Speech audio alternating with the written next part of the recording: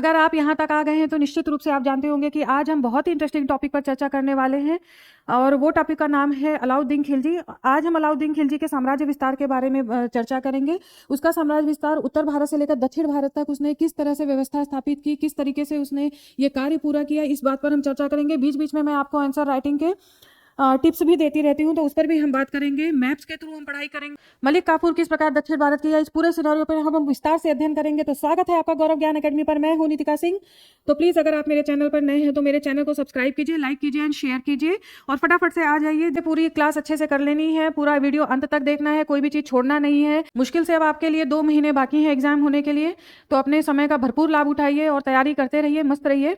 चलिए हम लोग देखते हैं अलाउद्दीन खिलजी, जिनका शासनकाल रहा 1296 ईस्वी से 1316 ईस्वी तक। इनका आज हम प्रारंभिक जीवन, उनकी कठिनाइयां और चुनौतियां क्या रही और साम्राज्य विस्तार, जिसमें हमारा मेन चर्चा का विषय जो होगा वो साम्राज्य विस्तार होगा, क्योंकि यहीं से क्वेश्चन पुटअप होता है। ठीक है, तो हम इस पर बात करेंगे।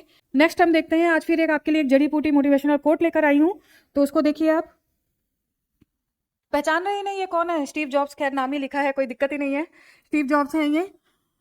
इनका कोट देखते हैं। आपका समय सीमित है, इसलिए इसे किसी और की जिंदगी जीने में बर्बाद ना करें। यह कहा है स्टीव जॉब्स ने। और स्टीव जॉब्स आप जानते होंगे ये अमेरिकन उद्योगपति ही रहे हैं और एप्पल कंपनी का मालिक और सीईओ रहे हैं एप्पल कंपनी के। ठीक है, बहुत ही साधारण जीवन इनका रहा है, आर्थिक तंगी भी इन्हें रही। इन्होंने बहुत छोटे स्तर से अपना काम प्रारंभ किया था और आज विश्व भी इन्हें जानता है। खैर बहुत ज्यादा आयु इनकी नहीं रही, 52-53 वर्ष की अवस्था में ये खत्म हो गए, लेकिन इन्होंने जो भी काम किया उसके बारे में हम सभी जानते हैं। नेक्स्ट, ठीक है, तो अलाउद्दीन खिलजी के प्रारंभिक जीवन से शुरुआत करते हैं। देखिए अलाउद्दीन खिलजी कहाँ पैदा हुआ था, उसका बालकाल कैसा रहा, उसका बचपन कैसा रहा, इसके अलावा उसकी शिक्षा कैसे हुई, इसके बारे में बहुत ज़्यादा पता नहीं लगता है। हाँ, उसके शिक्षा के विषय में हम कह सकते हैं कि वो बहुत ज़्यादा पढ़ा लिखा नहीं था। ठीक है, वो बहुत ज़्यादा पढ़ा लिखा नहीं था, लेकिन सैन्य शिक्षा के रूप में वो वाकई बहुत होनहार व्यक्ति रहा है। सैन्य शिक्षा उसको बहुत अच्छे से मिली और सैन्य कुशल वो व्यक्तित्व उसका रहा। हमने जलालुद्दीन खिलजी, आपने अगर मेरा पिछला वीडियो देखा होगा तो जलालुद्दीन खिलजी के समय में भी उसने किस कूटनीति से काम लिया और किस तरीके से सुल्तान के पद पे पहुंचा था, वो सारा चीज़ मैंने वहाँ पर आपको बताया है। तो उस तरीके से हम देखते हैं कि सैन्य रूप से वो बहुत सक्षम व्यक्तित्व रहा है उसका। और आगे तो हम देखेंगे ये भी आज, क्योंकि हम अलाउद्दीन खिलजी ही पढ़ने जा रहे हैं। अच्छा, उसका जो नाम था, जो उसका मतलब प्रारंभिक नाम था, उसका नाम हमें मिलता है अली गुरशास्प। ठीक है, अली गुरशास्प। देखिए जब मैं आपको ये लिखती रहती हूँ तो उस टाइम पे आप देखें, मतलब मन में दोहराया करिए, ताकि आपकी साथ के साथ तैयारी होती चलेगी। ठीक है ना, अली गुरशास्प उसका नाम था, प्रारंभिक नाम उसका जो बचपन का नाम मिलता है वो अली गुरशास्प नाम था। ठीक है, जलालुद्दीन खिलजी के जो भाई होते हैं उनके विषय में बहुत ज्यादा नहीं पता चलता है। उनके 4 पुत्र होते हैं, जिसमें से 2 पुत्रों के बारे में नहीं पता चलता, यानी ये 4 भाई होते हैं अलाउद्दीन खिलजी। उनके 2 भाइयों के बारे में बहुत ज्यादा नहीं पता चलता है, अलाउद्दीन खिलजी और अलमास बेग। ठीक है, अलाउद्दीन खिलजी और अलमास बेग के बारे में अच्छे से जानते हैं। अलमास बेग ने काफ़ी सहायता की, उसके सुल्तान बनने से लेके उसके आगे की विजयों में भी अलमास बेग ने काफ़ी सहायता करी है। ठीक है, तो अब हम उसका, अच्छा, जलालुद्दीन खिलजी जब सुल्तान बनता है तो उसे उसे अमीर ए तुजुक का पद दिया जाता है। ठीक है, अमीर ए तुजुक का पद दिया जाता है अलाउद्दीन खिलजी को, और अलमास बेग को पद दिया जाता है अखूर बेग का। ठीक है, तो इस तरीके से अमीर तुजुक का पद इसे मिलता है। फिर हम बाद में जानते हैं कि इसे किस तरीके से समाना की सूबेदारी दी जाती है। ठीक है, समाना की सूबेदारी दी जाती है। फिर मलिक छज्जू के विद्रोह को दबाने के कारण, ठीक है, मलिक छज्जू के विद्रोह को दबाने के कारण इसे कड़ा मानिकपुर की सूबेदारी दी जाती है। ठीक है, कड़ा मानिकपुर की सूबेदारी दी जाती है। आज ये सब चीजें मैं आपको मैप में दिखाने वाली हूँ, तो मैप में बहुत अच्छे से क्लियर होगा। मैप के थ्रू पढ़ना भी बहुत अच्छा होता है हिस्ट्री के स्टूडेंट्स के लिए। इसके अलावा मैं ये उम्मीद करती हूँ कि आपको मैप बनाना आता होगा। आज मैं बाद में आपको बताऊंगी कि उसका क्या इंपॉर्टेंस है। ठीक है ना, डायग्राम या मैप का क्या इंपॉर्टेंस होगा वो आगे मैं आपको बताऊंगी। ठीक है, मलुक छज्जू के विद्रोह को दबाने के कारण इसे कड़ा मानिकपुर की सूबेदारी दी गई।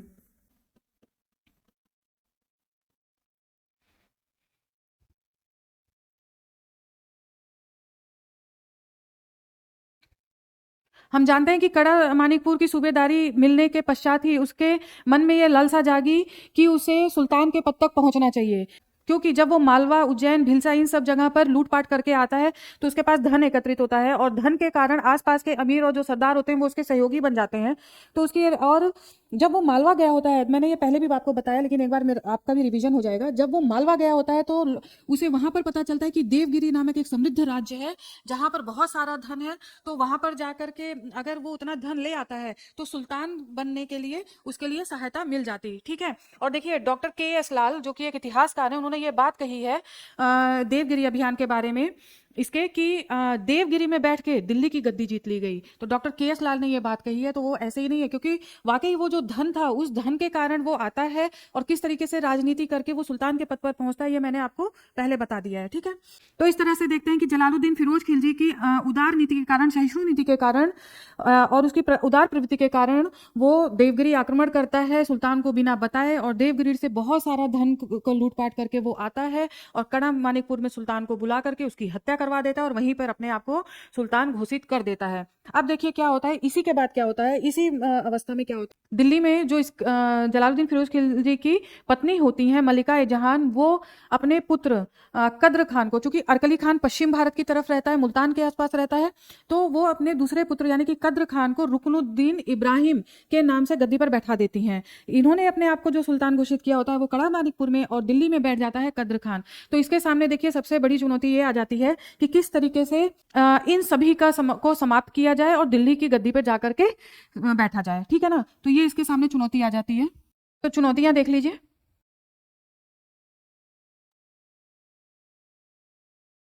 तो अलाउद्दीन खिलजी के सामने गद्दी पर बैठते ही सबसे बड़ी चुनौती होती है कि किस तरीके से जो अरकली खान था वो मुल्तान, सिंध, उसके आसपास के क्षेत्र में स्वतंत्र बना हुआ था, उनको उसको किस तरीके से समाप्त किया जाए, क्योंकि बाद में वो दावेदार हो सकता था दिल्ली की गद्दी का। ठीक है। पहली चुनौती होती है अरकली खान की। ठीक है। अरकली खान जो कि कभी भी प्रबल दावेदारी कर सकता था दिल्ली सल्तनत की, जो स्वतंत्र बना बैठा था मुल्तान, सिंध और आसपास के क्षेत्रों में। ठीक है। दूसरी चुनौती होती है कद्र खान, जो जलालुद्दीन खिलजी का पुत्र होता है और जिसे रुकनुद्दीन इब्राहिम के नाम से उसकी मां ने गद्दी पर बैठा दिया होता है। तो वो लोग, जब अलाउद्दीन खिलजी दिल्ली जाता है तो वो लोग भाग करके अरकली खान की शरण में जाते हैं। तो ये और इसकी मां जहान बेगम, ठीक है, जहान बेगम, इसके साथ ही साथ अन्य जो सरदार होते हैं, अन्य सरदार। ये हो गई दूसरी चुनौती। तीसरी चुनौती के रूप में देखिए जो राजस्थान के क्षेत्र थे, यानी कि चित्तौड़ हो गया, रणथंभौर हो गया, जैसलमेर हो गया, ये जो आसपास के ये जो क्षेत्र थे ये अपने आप को स्वतंत्र घोषित कर चुके थे। तो राजस्थान के क्षेत्र को किस तरीके से जीता जाए, राजस्थान के जो राजपूत राजा थे वो उन्होंने स्वयं को स्वतंत्र घोषित कर दिया था। तो एक चुनौती ये थी। नेक्स्ट चुनौती उसके सामने थी, देखिए अलाउद्दीन खिलजी अपने चाचा जलालुद्दीन फिरोज खिलजी का कत्ल करके गद्दी पर बैठा था। ठीक है। तो लोगों के मन में कहीं ना कहीं ये आशंका थी कि ये व्यक्ति किसी का सगा नहीं है। भाई बहुत गलत तरीका था उसका दिल्ली का सुल्तान बनने का, ये तरीका वाजिब नहीं था। आसपास के लोगों में ये भय उत्पन्न हो चुका था कि ये किस प्रकार शासन करेगा। तो इस समस्या से भी निपटना उसके लिए एक चुनौती थी। ठीक है ना। तो यहां पर हम देखते हैं नेक्स्ट उसके सामने आ जाएगा सभी का विश्वास जीतना। सभी का विश्वास जीतना ये भी उसके सामने एक चुनौती थी। इसके अलावा आप देखिए, इसके अलावा उसके सामने मंगोल आक्रमण का जो भय रहा, ये चुनौती थी उसके सामने। नेक्स्ट देखिए आंतरिक विद्रोह। आंतरिक विद्रोह देखिए मंगोल आक्रमण और आंतरिक विद्रोह, ठीक है ना, ये दोनों टॉपिक मैं अलग से वीडियो डाल दूंगी तो उसमें आप देख लीजिएगा। इसके अलावा जो बताया जा रहा है उस पर अभी फोकस कीजिए। ये दो टॉपिक में कभी वीडियो डाल दूंगी तो उसको देख लीजिएगा। मंगोल आक्रमण, तो ये सारी चुनौतियां उसके सामने थी जिसको बहुत अच्छे तरीके से उसने हैंडल किया, बहुत अच्छे तरीके से उसने अपना साम्राज्य विस्तार किया। तो आज का मेनली हमारा टॉपिक है साम्राज्य विस्तार, तो हम उसकी ओर बढ़ते हैं। ठीक है ना। साम्राज्य विस्तार देखिए उत्तर भारत और दक्षिण भारत। तो उत्तर भारत में सबसे पहले जैसलमेर और गुजरात, ठीक है, जैसलमेर गुजरात। दूसरा रणथंभौर, रणथंभौर, ठीक है। फिर उसके बाद बंगाल, फिर चित्तौड़, ठीक है, फिर सिवाना, इसके आगे जालौर और मालवा की विजय, ठीक है। अब हम दक्षिण भारत की तरफ देखें तो सबसे पहले देवगिरी, देवगिरी। नेक्स्ट हम तेलंगाना या वारंगल जो राजधानी थी, ठीक है, वारंगल। उसके बाद हम देते हैं होयसल और लास्ट में द्वार समुद्र, ठीक है ना। तो इस तरीके से, अच्छा, जब आपके लिए साम्राज्य विस्तार लिखने का आ जाए, आंसर राइटिंग जब आप करें तो प्रैक्टिस कर लीजिएगा, पहले से प्रैक्टिस करते रहिए, अभी से करते रहिए। तो आप इस तरीके से डायग्राम बना के पूरा ये बता सकते हैं। देखिए, कोई प्रोफेसर वहाँ जब कॉपी चेक होती है ना तो उनको दिखाना पड़ता है, वो स्वयं नहीं देखेंगे क्योंकि बहुत सारी कॉपियाँ होती हैं, तो आपने आपको प्रेजेंट करना है आपको, ताकि आपको नंबर अच्छे मिले। तो इसके लिए आपको डायग्राम, मैप, मैं ये मान के चले हूँ कि आप ग्रेजुएशन के स्टूडेंट हैं तो आपको मैप बहुत अच्छे तरीके से बनाना आता होगा।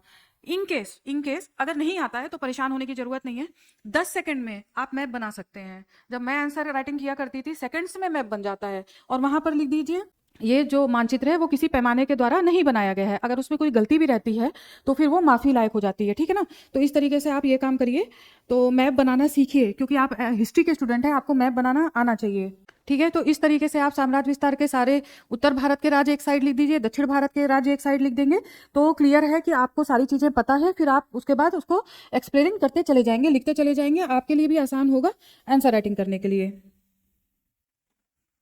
अब हम सबसे पहले उत्तर भारत की विजय, देखिए उसने क्या नीति अपनाई थी, उसने उत्तर भारत के लिए उत्तर भारत के राज्यों को अपने अधीन किया जीत करके, और दक्षिण भारत के राज्यों में उसने वहां पर जीत हासिल की। जीत हासिल करने के पश्चात उसने केवल वहां से वार्षिक कर मंगाया करता था, ठीक है ना। वहां पे क्योंकि दिल्ली से रूल करना दक्षिण भारत में बहुत कठिन था, और आप देखिए पिछले सुल्तान जहां उत्तर भारत को भी विजित नहीं कर पाए, दक्षिण भारत के तो कोई मतलब ही नहीं था, तो उत्तर भारत को भी नहीं वो जीत पाए। और वो अलाउद्दीन खिलजी का ये डिफरेंस हम देखते हैं कि वो दक्षिण भारत जा करके जीत हासिल कर रहा है, वहां पे विजय प्राप्त कर रहा है, लेकिन वो वहां से कंटिन्यूअस जो शासन है वो नहीं चला सकता था। तो इस वजह से अलाउद्दीन खिलजी ने यहाँ दक्षिण भारत के लिए नीति अपनाई कि वो उनसे कर नियमित रूप से प्राप्त करते रहेंगे। इस तरीके से अलाउद्दीन खिलजी ने दक्षिण भारत के लिए काम किया। अब देखिए, हम पहले उत्तर भारत में काम बात करते हैं, ठीक है। उत्तर भारत में सबसे पहले हो जाएगा जैसलमेर और गुजरात,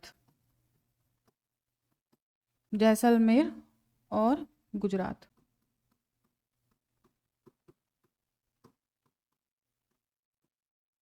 तो जैसलमेर और गुजरात को जानने से पहले मैं एक चीज़ भूल गई थी, लेकिन अभी इसको मैं बता देती हूँ। अलाउद्दीन खिलजी की जो नीतियाँ थी वो साम्राज्य विस्तार की थी, ठीक है ना। उसकी जो महत्वाकांक्षा थी वो ज़्यादा से ज़्यादा साम्राज्य का विस्तार करने में थी। अब इसने क्या किया, इसका ये सोच थी कि वो भारत की छोड़िए, वो विश्व विजय की कल्पना करने लगा कि वो भारत के अलावा विश्व में भी विजय प्राप्त करेगा। इस वजह से उसने सिकंदर ए सानी की उपाधि धारण की थी, ठीक है ना। सिकंदर ए सानी की उपाधि, हो सकता है आपको वन लाइनर में पूछ लिया जाए कि ये उपाधि किसने ली थी, तो वो अलाउद्दीन खिलजी ने, ठीक है ना। सिकंदर ए सानी की, यानी कि सिकंदर के समान विश्व विजेता वो बनना चाहता था, सिकंदर ए सानी की उपाधि उसने ली थी। लेकिन अलाउल मुल्क जो कि उसका विश्वसनीय, उसका मित्र भी था, उसका विश्वसनीय मंत्री भी था, विश्वसनीय अमीर था, उसके मना करने पर अलाउद्दीन खिलजी मान गया और उसने जो विश्व विजय की संकल्पना थी उसका त्याग कर दिया। उसने ये सुझाव दिया था कि आप भारत पर विजय प्राप्त करिए, भारत का आपके सामने पूरा रखा हुआ है, आप उस पर विजय हासिल करिए। तो उसने उस नीति का त्याग करके अब वो भारत की तरफ नजर डालता है। अब देखिए जैसलमेर और गुजरात, तो इसमें देखिए यहाँ का जो राजा था उसका नाम था, यहाँ का जो राजा था उसका नाम था कर्ण, ठीक है, राजा कर्ण नाम था। और इनकी जो राजधानी थी वो थी अन्हिलवाड़ा, अन्हिलवाड़ा, ठीक है।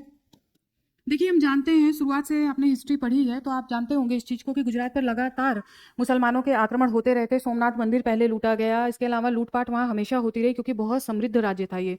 इस वजह से ये स्थिति हम देखते हैं। तो अब क्या होता है, अब यहाँ पर आक्रमण किस वजह से किया जाता है? अनिलवाड़ा और ये राजा कर्ण होते हैं, और ये बघेल राजवंश के होते हैं राजा कर्ण। यहाँ के एक मंत्री होता है, एक सेना मंत्री होता है, उसका नाम होता है माधव। एक मंत्री होता है, उसका नाम होता है माधव। ठीक है, वो राजा कर्ण के विरुद्ध अलाउद्दीन खिलजी के पास पहुंचता है और कहता है आप वहां पर हमला करिए, और वो कुछ सूचनाएं भी प्रदान करता है उन्हें ताकि हमले में ताकि जीत हासिल की जा सके। तो इसका कारण ये होता है क्योंकि राजा कर्ण ने इसकी पत्नी को रख लिया होता है, इस वजह से वो दुश्मनी के चक्कर में वहां पर जाता है और वो सहायता मांगता है। इसके बाद क्या होता है, अलाउद्दीन खिलजी 1298 ईस्वी, देख लीजिए 1298 में यहाँ पर आक्रमण होता है, 1298 में। ठीक है, उलुग खान, उलुग खान और नुसरत खान के नेतृत्व में। ठीक है, नुसरत, ये उलुग खान अल्मास बेग यानी इसका भाई ही है। ठीक है, तो नुसरत खान, उसने उपाधि दी थी जब वो गद्दी पर बैठा था, तो उलुग खान की उपाधि अपने भाई को दी थी। तो उलुग खान और नुसरत खान के नेतृत्व में सेना भेजी जाती है गुजरात में, और इस तरीके से युद्ध होता है और वहां पे राजा कर्ण पराजित हो जाते हैं। पराजित होने के बाद वो भाग जाते हैं रामचंद्र देव की शरण में, जो देवगिरी का शासक होता है उसके शरण में चले जाते हैं अपनी बेटी के साथ, जिसका नाम होता है देवल देवी। और इनकी पत्नी कमला देवी, उनको लेकर के आया जाता है दिल्ली, और दिल्ली में जो है उसका विवाह हो जाता है अलाउद्दीन खिलजी के साथ। इस तरह से कमला देवी उसकी पत्नी बन जाती हैं। और देखिए यहाँ पे इसी रास्ते में गुजरात आक्रमण के समय ही जैसलमेर की विजय भी कर ली जाती है। ठीक है, तो इस तरीके से ये विजय संपन्न होती है। नेक्स्ट आप देखते हैं, देखिए रणथंभौर। रणथंभौर, रणथंभौर का किला बहुत मजबूत किला माना जाता था, और इस पर विजय प्राप्त करना इतना आसान नहीं रहा। देखिए, रणथंभौर पर विजय प्राप्त करना इतना आसान नहीं था। यह राजपूतों की शक्ति का केंद्र था, राजपूतों की शक्ति का गढ़ था रणथंभौर। तो यहाँ पे इतना आसान नहीं था। यहाँ के राजा का नाम था हमीर देव। ठीक है, यहाँ के राजा का नाम था हमीर देव। जलालुद्दीन फिरोज खिलजी ने भी यहाँ पर आक्रमण किया था, लेकिन उन्हें रणथंभौर में सफलता नहीं मिली थी, और वो मंडौर का किला, मैंने आपको बताया था, मंडौर का किला जीतते हुए वापस आ गए थे। तो इस तरीके से हमीर देव वहां का शासक थे। और अब इस समय क्या होता है कि मंगोल मुसलमान इनकी शरण में आते हैं, हमीर देव की शरण में, और ये सहायता देते हैं। इस तरह से अलाउद्दीन खिलजी को एक बहाना मिल जाता है रणथंभौर पर आक्रमण करने का, ये एक कारण होता है। अंत में क्या होता है कि नुसरत, उलुग खान और नुसरत खान, इन्हीं दोनों के नेतृत्व में यहाँ पर सेना भेजी जाती है, लेकिन ये सेना परास्त हो जाती है, हमीर देव उन्हें पराजित कर देता है। तब अलाउद्दीन खिलजी स्वयं यहाँ पर आते हैं, और लगभग 9-10 महीने के लगातार युद्धों के बाद, क्योंकि जो ये किला था वो बहुत मजबूत किला था, और लगातार किले की घेराबंदी करते हुए जब अलाउद्दीन खिलजी युद्ध करते हैं, उसके बाद ही रणथंभौर का किला जीता जाता है। और इस तरह से ये जो जीत होती है वो होती है 1301 ईस्वी में। ठीक है ना, 1301 ईस्वी में अंततः ये रणथंभौर का जो किला होता है वो दिल्ली सल्तनत के अधीन आ जाता है। नेक्स्ट आप देखिए, बंगाल। देखिए, बंगाल के बारे में ये बताया जाता है, जो इतिहासकारों का मानना है, कि जब अलाउद्दीन की सेना दक्षिण भारत में विजय कर रही थी, यानी कि मलिक काफूर, तो उसी में रास्ते में जाते हुए वो वारंगल जा रहे थे, और वारंगल में उन्हें पराजय मिलती है, वहाँ का ठीक है ना, वारंगल में उन्हें पराजय मिलती है।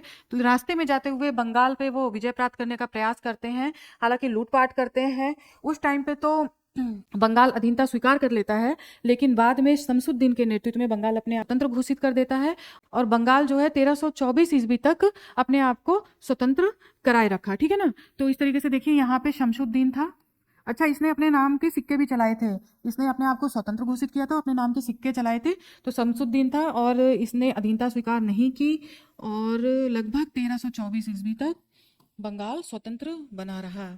ठीक है ना,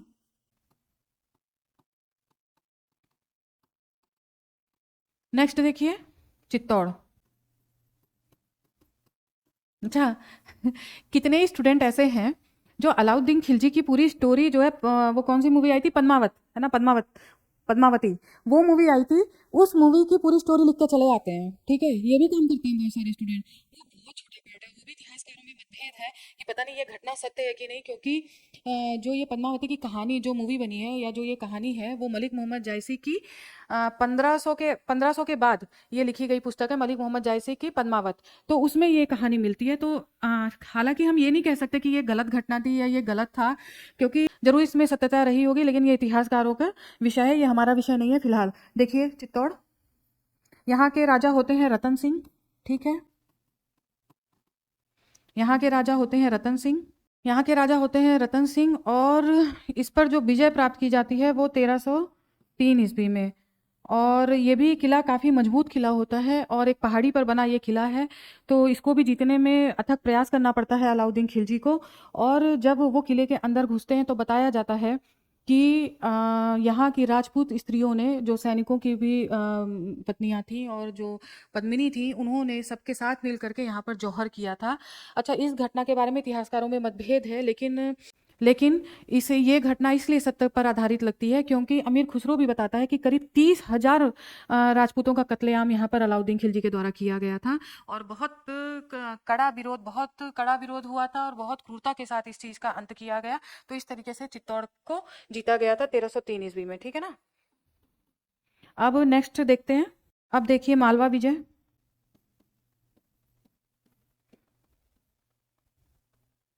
मालवा विजय के बारे में जानिए। यहाँ ये विजय प्राप्त होती है 1305 ईस्वी में, ठीक है। यहाँ के राजा का नाम होता है महलक देव। महलक देव राजा का नाम होता है, और इसका एक कुशल योद्धा होता है, उसका नाम होता है हरनंद, ठीक है। हरनंद एक कुशल योद्धा होता है,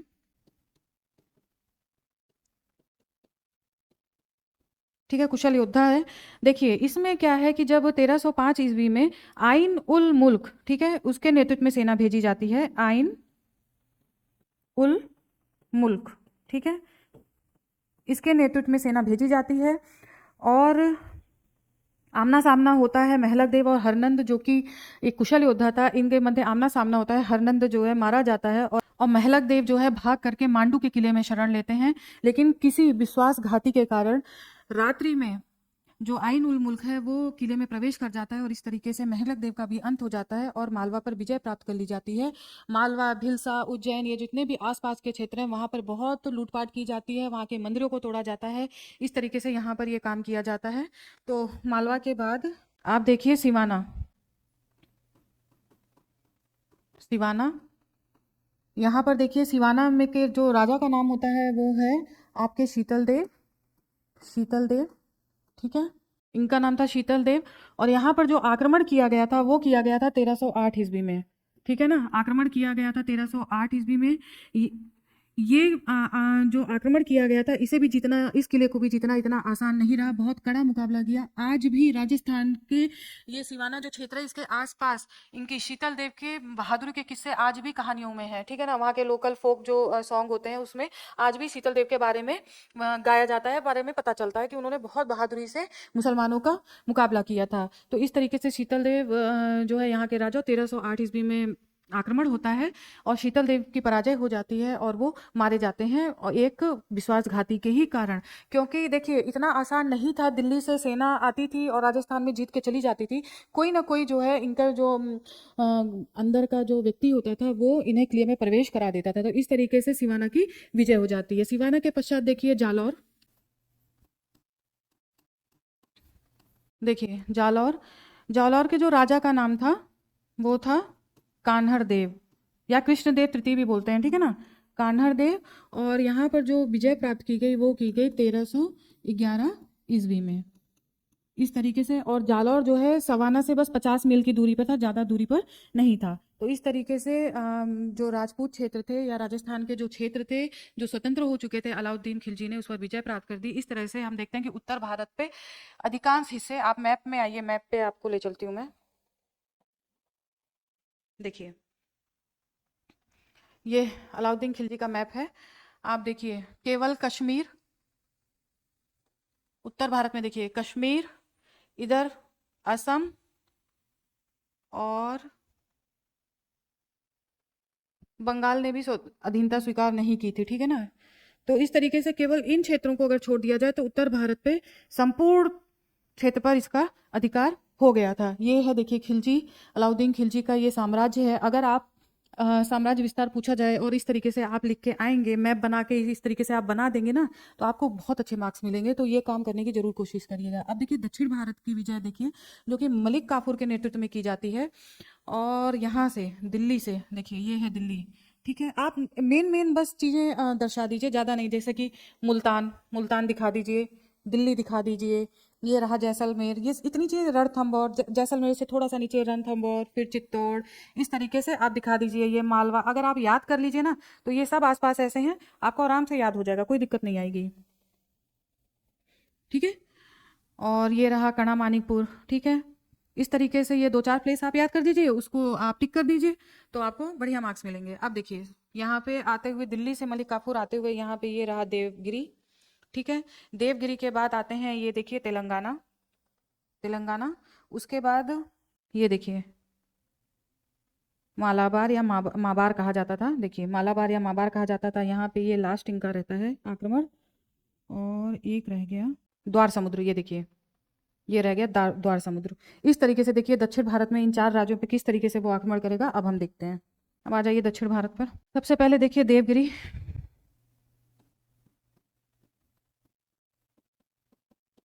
यहाँ के शासक का नाम होता है रामचंद्र देव। ठीक है, रामचंद्र देव यहाँ के शासक का नाम होता है। और देखिए 1296 ईस्वी में अलाउद्दीन खिलजी, मैंने बता चुकी हूँ, अभी पहले भी बताया, पिछले वीडियो में भी मैंने बताया हुआ है, तो वो आपको याद होगा। तो रामचंद्र देव 1296 ईस्वी में आक्रमण होता है, वो पूरी घटनाक्रम आपको पता है। और उस क्रम में क्या होता है, एलिशपुर की आय, जो कि इनके देवगिरी से उत्तर की तरफ एलिशपुर था, वहां की आय इन्हें वार्षिक रूप से मिलने लग जाती है। लेकिन कुछ वर्ष बाद, यानी कि करीब 1305 ईस्वी में, कुछ वर्ष पश्चात यानी करीब 1305 या 1306 ईस्वी में हम देखते हैं कि वार्षिक कर को नहीं भेजा गया, और इसका उत्तरदायी जो है शंकर देव यानी कि रामचंद्र देव के पुत्र को माना जाता है। तब मलिक काफूर के नेतृत्व में सेना भेजी जाती है देवगिरी। देखिए यहाँ पे जो सेना भेजी जाती है उसमें उसके साथ अन्य कई अमीर सरदार भी आते हैं, जैसे कि मुल्तान का जो होता है आइनेल मुल्क और अलप खान, इस तरह से कई सूबेदार उसके साथ आते हैं मलिक काफूर के साथ, और यहाँ पर आक्रमण किया जाता है। देखिए आपको अभी मैंने बताया, जो गुजरात के राजा थे, राजा कर्ण, उनकी जो पत्नी थी वो कमला देवी, जो अब अलाउद्दीन खिलजी की पत्नी थी, उनकी इच्छा थी कि देवल देवी, जो उनकी एकमात्र पुत्री थी, उनको दिल्ली लाया जाए। इस आक्रमण में यानी कि देवगिरी को जीत करके देवल देवी को दिल्ली लाया जाए, तो इस तरह से ये उनकी मांग रहती है। तो जब मलिक काफूर यहाँ पर आता है और आक्रमण करता है, तो आमना सामना होता है राजा इनका कर्ण का और मलिक काफूर का। तो मलिक काफूर स्पष्ट रूप से उसे देने के लिए मना करता है, अपनी पुत्री को देने के लिए मना कर देता है। लेकिन 2 महीने बाद उसकी मृत्यु हो जाती है। और जब काफिला चूंकि शंकर देव से अब इसका विवाह तय कर दिया जाता है, और उस देवल देवी का जब काफिला जा रहा होता है शंकर देव के पास यानी कि देवगिरी, तो वहां पर मलिक काफूर को वो काफिला दिख जाता है, और वहां पर आक्रमण करके देवल देवी को भेज दिया जाता है दिल्ली। और इसके बाद उसका विवाह हो जाता है खिज्र खान से, जो कि अलाउद्दीन खिलजी का पुत्र होता है। इस तरीके से ये घटनाक्रम होता है। लेकिन अब देखिए रामचंद्र देव जो कि युद्ध में पराजित हो चुके हैं, और शंकर देव के साथ भी मलिक काफूर का युद्ध होता है, और वो भी पराजित हो जाता है, लेकिन शंकर देव भाग खड़ा होता है। अब रामचंद्र देव को दिल्ली ले जाया जाता है, और वहां पर इसके साथ बड़े ही सम्मान के साथ अलाउद्दीन खिलजी पेश आता है। रामचंद्र देव को 1 लाख सोने का टंका दिया जाता है, राय राहन की उपाधि भी दी जाती है। रामचंद्र देव को राय राहन की उपाधि दी जाती है। ठीक है, और 1 लाख सोने का टंका दिया जाता है अलाउद्दीन के द्वारा। 1 लाख सोने का टंका दिया जाता है अलाउद्दीन के द्वारा। इस तरीके से सम्मानपुर और नवसारी जिला भी दिया जाता है। ठीक है ना, और इतना चीजें दे करके उसे वापस उसके राज्य भेज दिया जाता है। इस तरीके से जो अलाउद्दीन खिलजी होता है, वो देवगिरी के शासक रामचंद्र देव को अपना मित्र बना लेता है। और देखिए आगे अभी हम देखेंगे, देवगिरी एक ऐसा जंक्शन बन जाता है जहां वो जब आगे युद्ध के लिए बढ़ता है, अभी मैंने दिखाया था आपको मैप में, देवगिरी के बाद से वारंगल, वारंगल के बाद से जो है, जैसे वो दक्षिण भारत की तरफ बढ़ता है, तो वहां से इसको रसद, सेना, इन सारी चीजों की मदद देवगिरी से यानी कि रामचंद्र देव से मिलती है। तो ये अब हम देखते हैं आगे। तेलंगाना, ठीक है, तेलंगाना, और यहाँ की राजधानी थी वारंगल। देखिए अलाउद्दीन खिलजी ने इससे पहले भी यहाँ पर आक्रमण किया था। जब मैंने बंगाल वाली अभी घटना आपको बता रही थी तो एक आक्रमण ऑलरेडी हो चुका था यहाँ पर, लेकिन इन्हें सफलता नहीं मिली थी। चूंकि यहाँ ये जो साम्राज्य था ये बहुत सशक्त साम्राज्य था, बहुत समृद्ध साम्राज्य था, जिससे की वजह से अलाउद्दीन खिलजी को यहाँ से वापस जाना पड़ गया था। लेकिन दक्षिण भारत की विजय के क्रम में वो उत्साहित होकर पुनः जो है मलिक काफूर को यहाँ पर भेजता है, यहाँ आक्रमण के लिए भेजता है, देखिए वारंगल में। और ये जो आक्रमण होता है मलिक काफूर के नेतृत्व में वो होता है 1309 ईस्वी में। ठीक है, मलिक काफूर के नेतृत्व में जो अब आक्रमण हो रहा है वो है 1309 ईस्वी में। और यहाँ के राजा का नाम होता है प्रताप रुद्रदेव। यहाँ के जो राजा का नाम होता है वो होता है प्रताप रुद्रदेव। ठीक है,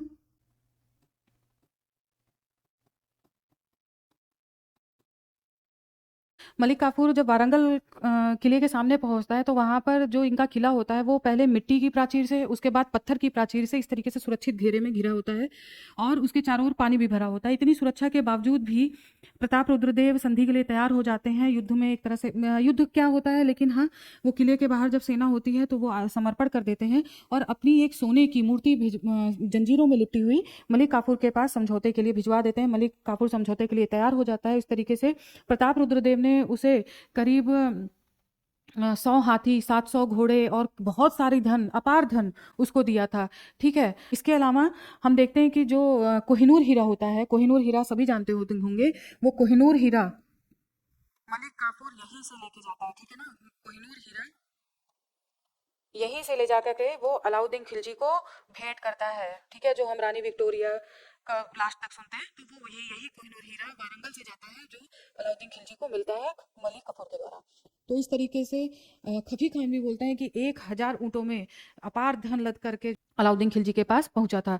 तो इस तरीके से ये तेलंगाना को भी जीत लिया जाता है। तो नेक्स्ट देखते हैं आपका होयसल राज। ठीक है ना,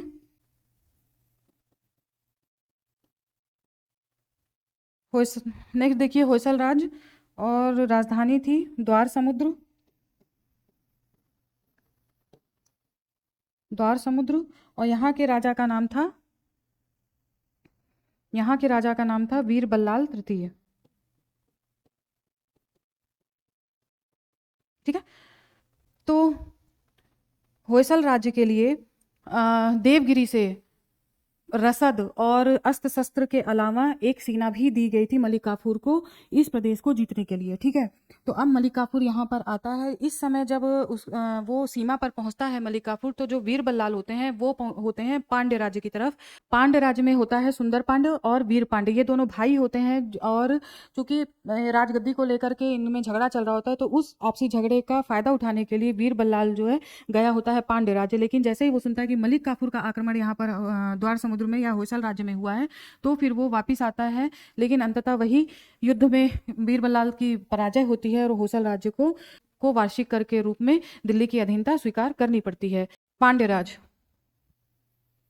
ठीक है, पांड्य और यहाँ होते हैं वीर पांड्य, दूसरा सुंदर पांड्य। ठीक है, इस तरीके से देखिए जो वीर पांड्य था उसने पिछले जो मलिक काफूर के आक्रमण थे उससे सबक लेकर के इसने सीधे आमने सामने युद्ध करने का फैसला नहीं किया। जो मलिक काफूर यहाँ पर आया था वो आया था मलिक काफूर 1311 ईस्वी में। ठीक है, मलिक काफूर यहाँ पर आया था 1311 ईस्वी में, आक्रमण यहाँ पर करता है और वीर पांड्य ने बड़ी कुशलता से जो है छुटपुट युद्ध या छिपकर युद्ध किया था। छुटपुट और छिपकर युद्ध किया था, छिपकर युद्ध करने की नीति अपनाई थी। तो इस तरीके से वो ज्यादा कुशल निकला वीर पांड्य। उसने आमने सामने कभी युद्ध नहीं किया और इवन जैसे अन्य जो राज्य थे उन्होंने वार्षिक कर देना स्वीकार किया, वो चीज पांड्य राज्य के साथ नहीं हुई क्योंकि आमने सामने कोई युद्ध ही नहीं हुआ और आत्मसमर्पण जैसी कोई चीज ही नहीं हुई। तो इस वजह से ये चीज यहाँ पर हम देखते हैं। लेकिन इसके एवज में क्या हुआ, मलिक काफूर जहां जहां वीर पांड्य के बारे में पता चलता था उस जगह पर वो जाता था और वीर पांड्या फिर वहां से भाग निकलते थे। तो इस तरह से मलिक काफूर ने यहाँ पे बहुत लंबा जनसंहार किया, बहुत ज्यादा लूटपूट की, जो कि इन तीनों राज्य जो अभी हम पिछले पढ़ते आ रहे हैं उन तीनों राज्य से ज्यादा उसे पांड्य राज्य से धन प्राप्त हुआ था।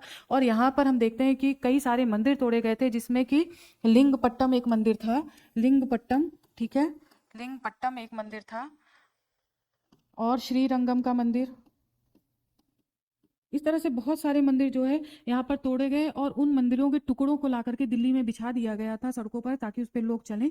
तो इस तरीके से काम किया था मलिक काफूर ने। तो इस तरीके से दक्षिण भारत की विजय हम देखते हैं ये संपन्न होती है।